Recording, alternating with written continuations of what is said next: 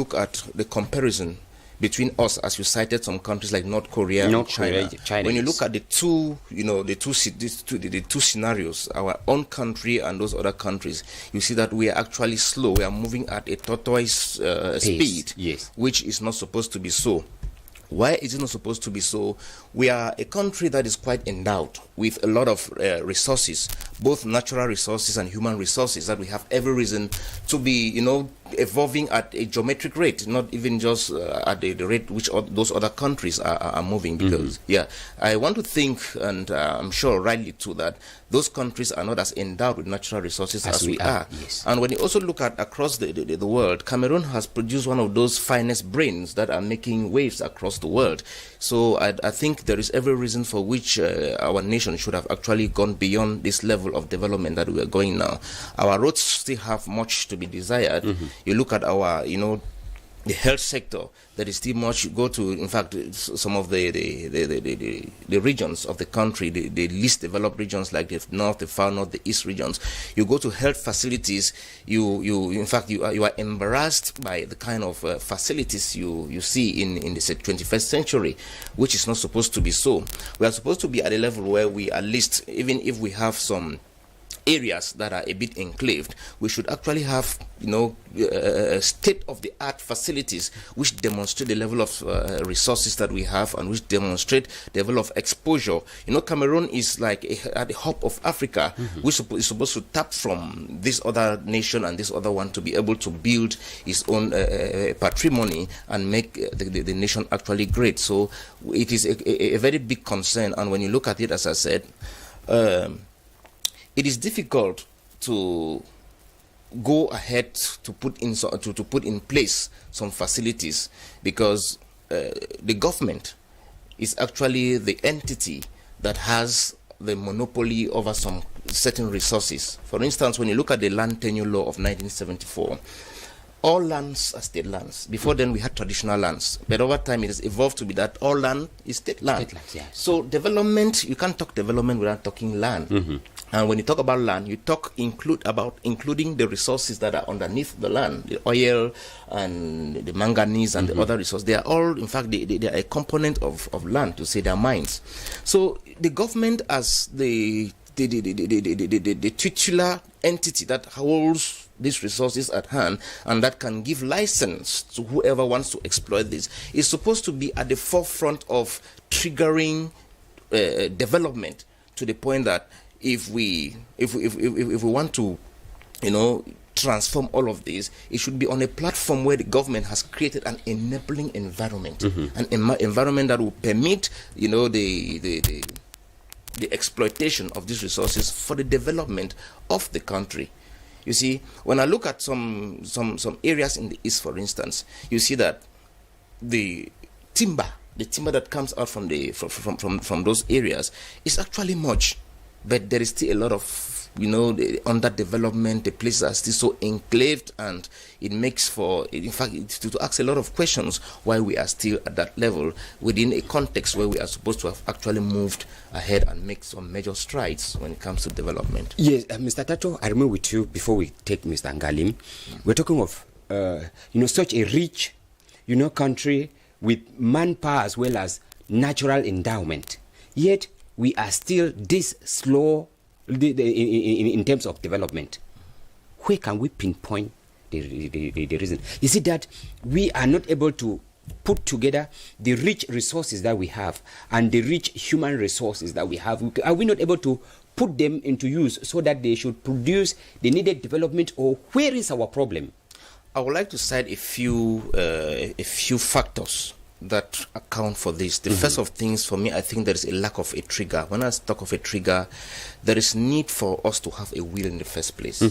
Yeah, because when you look at some of the funds that have been embezzled by some individuals, it makes for, for you to think that these people had taken this much. Where have they kept the money? That is a point. Because, the economy is like a cycle. That when there is a trigger here, the boomerang effect can be felt up this way. Yes. So what I'm talking about is, when the will is first of all there, people will put their hands on deck. When you look at our country, there are some projects that died on arrival, which are projects which could actually, lead to the employment of many, many Cameroonians. And when one person is employed, it makes for, the many mouths and the many eyes and the many lives that are looking up to that person. There is a trigger. There is actually a ripple effect of that one action. So for me, I think there is need for a trigger first. And then secondly, within our context, we are still so manual in many things. We have not yet embraced technological advancement, which is a key aspect of development. Let me cite an example. I look at our toll gates. I begin to ask myself why they are not yet computerized. They are still not people must still pass there and pay $5 and take your ticket. And when you get there, it means, in fact, that is one of those centers of corruption in the country. And you get to a toll gate, the road is just right there, in fact, completely bad, dilapidated and rickety. The road you struggle to get to the toll gate. And you have to come and pay a toll gate. And fabulous sums of money are collected on a daily basis in those places. So it is supposed to have been something that they computerize it. You pass. If your apparatus that you hang on your car is not loaded, the gate will not open for you to pass. With that, you have little or no human interference as far as that transaction is concerned, because the individual standing there, either they print their own tickets, sell for the state and sell for themselves, or others pay and don't even collect the ticket. And not collect the ticket, or when somebody pays on his way going, on coming back, he gives back the ticket and does not pay and pass and goes, so that the person sells it and uses the money for himself. So those are some of the things that slow development. That is lack of digitalization. We have heard the country, is it the Ministry of State Planning? The Public Service and Administrative Reform. Yes, we've been talking about people, in fact, ghost workers for many years. Those are things that can be sorted out easily with digitalization, such that there is the biometric parameters are introduced to the interactions between the state treasury and the individual. And the personnel, so that when somebody is not there, the person is not there. Immediately. People don't get to do those kind of arrangements. So I think digitalization is a key issue that if people could really get into it, then I want to think also that our educational systems are also a problem. How? You see, people get to school today.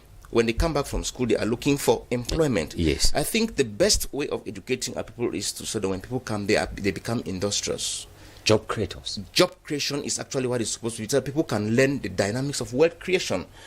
And how can that be? To make our educational system more oriented towards that. I think it is a country like China, when they discovered that things were, in fact, they needed that acceleration, they transformed most of their universities into polytechnics that will give people the technical know-how to be able to create.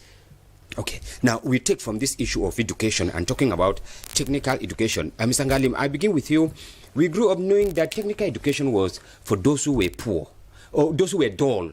Because I remember at the time, if you could not pass the common entrance examination, perhaps for those in the English subsystem of education, if you could not pass the common entrance examination in List A, you would not go to government high school, government secondary school.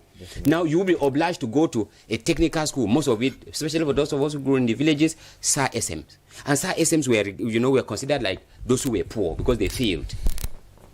And now that is becoming a problem that is a reason for our slow development in this country. How can we handle this issue of revamping our educational, structure such that developments could be triggered, like Mr. Tato is saying?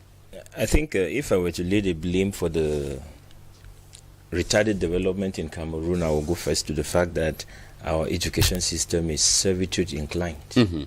And that is because those who designed our educational program, the syllabus, they did it consciously. They wanted us to remain at the level of slaves because it fits them better. And it is regrettable. I know in our days, they made us understand that technical education was a regrettable direction or a destination that you went to when you were desperate. But the reverse is true today. Because when you look at those you went to school with at the time, you discover that those who are well-to-do are those who went to the technical sector and because they became job creators, progressed there. They became job creators. Yes. And I think when you look at the sectors like Mr. Tato had already started telling us, when you look at the various sectors, the health, the sports, the education, public sector development, you discover that we have had a certain historical gap that we cannot explain. A gap with complete lack of developmental projects. What is the reason? The footing was not bad. At the beginning, I think Cameroon was comparing with just a few countries in Africa, like South Africa, Nigeria, Angola. But look at the gap that exists between those very countries with which Cameroon started the journey and where we are today. My blame goes first to the fact that corruption has been institutionalized in our country. It is not as if we lack the means to bring about the development that we seek. The means is there, but there is poor, let me call it willing and conscious mismanagement of the means at our disposal to realize our developmental projects. There's a lot of egocentrism. People just think about their pockets. And when you look at a few of the sectors, let's take, for example, the issue of poorly negotiated contracts. When you go to the road sector, there is something Equatorial Guinea, which is just a fresh country besides us, employs that I think if we had applied such a strategy, we will not be crying about poor road network development in our country. The strategy they put in place, they don't negotiate the number of kilometers of road you are going to tar. They negotiate the longevity of the road you are going to tar. You can tell me you are going to tar 50,000 kilometers of road network, but we don't care about the quality of the road. But if I were to put a contract in front of you and I tell you, how much will I pay you if you were to give me a road that can last for the next 25, 30 years? Yes. Before you take that contract, you are conscious of the responsibility that awaits you. And then after that, the maintenance work, you are going to take it seriously.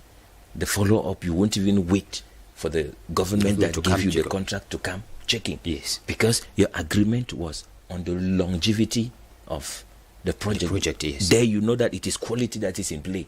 But if I come and sit in front of you and tell you I need 50,000 kilometers of road network without anything mentioned about quality, you are going to take the project, isn't it? Of course. Will you have any blame tomorrow if the project doesn't last as it should last? Because it was not on the duration. Poorly negotiated contracts is one of the issues that is killing the development of our country. Some time ago in this house, I mentioned about in the sports sector. Why is it that a contract for the construction of stadia in other African countries, same capacity, would cost 50 billion, 49 billion? Mali even had a stadium constructed for 18 billion. Why would those cost that? And then in Cameroon, you would have Japoma for 163 million. Billion, yes. You have Japoma, the same quality of stadium, 163 billion. The Olembe Stadium. It's going up to 200 and something. It's getting up to 200 and probably 15 or something. Yes. Or something billion. Yes. The same quality of stadium there that are constructed in other African countries. You have Abidjan, you have Tunisia, you have Mali, and all of those.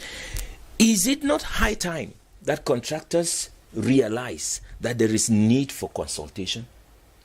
Okay. And before the construction is even finished, you discover that some contractors have constructed these stadia in their pockets. Of course, we have roads networks in Cameroon here that has been certified, validated, approved by government that do not even exist. And then where is the follow-up? Okay. There is a company like Nasakam. Yes. There is no reason why Nasakam should still be existing because it has had a recorded history. In April 2016, the Minister of Public Works at the time sanctioned Nasakam for failing to deliver major projects in this country. But is it enough for the ministers to say, okay, since you have failed to deliver this project, this one, this and this, you are not going to be in the race for public contracts for the next 2 years? Yes. Where is the recovery strategy? Okay, now let us come back to the point. We are raising those factors that account for this retarded development that we have in our country. Our second question, we are trying to find out anybody to carry the blame. Mr. Tato, you were saying it is a shared kind of responsibility, but at a different level, and the government takes a larger proportion. Yeah, I said so. One of the things that most of our leaders have not yet gotten, they have not yet gotten the dichotomy between politics and governance. Politics can bring you to power, but when you're already in power, you need the dynamics of governance to be able to deliver, to be able to serve your country. And I think at times we put aside people who should have the expertise, the requisite know-how, and we use people who are, in fact, who are just the kind of novices or who don't have the skills to be able to deliver. I want to cite an example again. When I look at it, I don't know, maybe, well, for the time being, I think when you are in leadership, there may be some other challenges that you face that some people don't have. But I begin to ask myself why our road network, interurban road network in Cameroon, It's still the way it is. yeah, it's supposed to be this, because if I were to suggest to the government, I would like, why should they not institute BOT agreements? Yes, Build, operate, and transfer. Yes. How? You can launch a national or international tender that we need an investor who can invest on the road between Douala and Bafoussam. And then you install 5 toll gates between Along this stretch of road. and then you run those toll gates for the next let's say 20 years. Yes. And then you now hand it back to the The government. state, yes. With that, the state will now concentrate on the construction of intra-urban roads within the towns and other roads. That will be an accelerator to development. Like what Mr. Ngalim has said, the processes through which we get some of these things. We have projects that I was made to understand, I don't have the details, but I was made to understand there is a cement factory that was to be, to be constructed to be in Limbe, which died on arrival. Just take, for instance, a cement factory that is installed, the ramifications around that factory would have led the country to really make some major strides. So that sometimes maybe when a foreign investor is coming in, he said corruption has been institutionalized, which is very true. An investor wants to come and invest in our country, and someone who has the signature or who has the veto power to be able to create an enabling environment for the investor will want to first of all look at what benefit comes to him and his family before the country at large can benefit. Yes. So for me, it is very important that a system is put in place where policies that make for social and economic development in fact they don't pass through the hurdles we experience, because those hurdles are those very speed breaks that have been put on the road to development. Like, for instance, if we can locate one thing, in fact, it's been said that when a road passes, development follows. Yes. If our road network is improved upon, many things will change overnight. Many things are going to change overnight. And then you look at some of the things also. We are supposed to be updating some of our legislation, some of our laws. Yes. I cited a while ago. I cited the 1974 Law on land. Yes, land tenure law. There is an increment on that law, which for me is a retarding factor too, because I'm made to understand that if you are not born before 1974, you can't have a land title by direct immatriculation. So it means that all those. I have attained 18 years, which is the age of contractual capacity in Cameroon. Yes. And I have my money, and I can't acquire land and do direct matriculation in order to have a developmental project. So those are some of the things that the government should from time to time stay back, do a review, go back to the drawing board, do a review about them, and do the necessary adjustments. Okay, Mr. Tato, we'll come back to you to find out, because we are running out of time. Mr. Ngalim, Mr. Tato has just indicated the issue of government that is retarding this development that we're talking about in the country. You also share the same opinion that the retarded development the responsibility is shared. Yes. my point, I begin from the top. Yes. The first issue with our road network, if development should come, the roads should be brought up to standard. I think the government can renegotiate the petroleum project in this country. Tar, which is used in tarring roads, is just a byproduct yes. of from the refinery of petroleum. They could go with France, even if you are so greedy enough to want this petroleum for yourself. Get the petroleum, but give us a waste product to be able to develop our road networks. And what is intriguing is that we have another country, crude oil in Cameroon. They face another country, contract with them. They build a refinery here in Cameroon. Yes. And the terms are very clear. The waste product, which is the tar, is the priority of the Cameroon government. And we are the ones who know that we need to use it to develop our roads. Secondly, France has been known to release poor quality contracts in the world at large. Why would France have priority over major projects in our country? To me, that is a very serious issue that need to be revised, because there are some projects that are not carried out in this country because the priority has not been given to France. Definitely because you know what will happen. Of course. Okay, Mr. Ngali, let me get Mr. Tato before we leave the studio. Mr. Tato, at the pace at which we are going, can we talk of emergence by 2035? In less than a minute of time constraint. I think the chances are very slim. Yes. Except there are some major game changers that are put into play, in fact, within the years ahead. Yeah, because when you look at even this sustainable development goals, which have their own timeline to be 2030, we are not at pace. Okay. Our pace is not good. So emerging in 2035 for me is still a wild dream. A far-fetched dream. Yeah, it's still a wild dream, which many things have to change if we must get there. Okay. Thank you, sir. Mr. Ngali, before we go out, the government needs to sit up straight and iron out things if we intend to develop like other countries. Had an unusual government been in place till date, I think we will go into 2035 rejoicing. Where we are. What I would assure you is, I have no particular issues with this government, but as long as this government is in place, there is no hope for us. Okay. Thank you so much, gentlemen. We would have loved to continue, with our discussion, but the time is already no longer on our side. But we take the discussion on our Facebook page.